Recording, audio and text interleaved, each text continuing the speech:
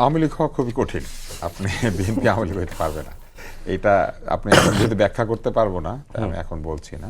কিছুটা ফরিদ বলেছেন। কিন্তু যেমন আপনি জামাত ইসলাম হওয়া খুব কঠিন। বিএনপি জামাত ইসলাম হইতে পারবে না।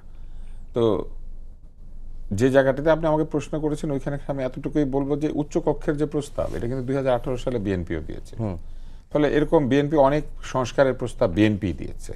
ফলে বিএনপি সেই সংস্কারের প্রস্তাবগুলি তারা যেগুলি দিয়েছে সেগুলি অন্তত করবে, এইটা সবাই প্রত্যাশা করে। এমনকি বিএনপির ভেতরে যারা আছেন তারাও করেন এই কারণে যে ওই প্রস্তাবগুলি 31 দফা ওগুলোর ভিত্তিতে তো তারা আন্দোলন করেছেন। বিএনপির কর্মীরা করেছেন না, আমার পাশে যিনি এমপি তিনিও তো তার দলের 31 দফার ভিত্তিতে করেছেন।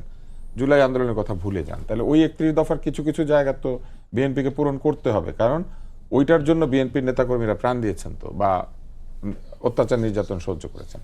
এটা হচ্ছে একটা। আর আরেকটা হচ্ছে যে এই ক্ষমতার ভারসাম্য নিয়ে আসাটা আমাদের রাষ্ট্রের জন্য খুবই জরুরি। সারা জীবন ধরেন যেটা বলেছে ভালো মানুষেরা ক্ষমতায় থাকবে না, অথবা সারা জীবন এই পরিবারগুলিও দেশকে শাসন করবে না।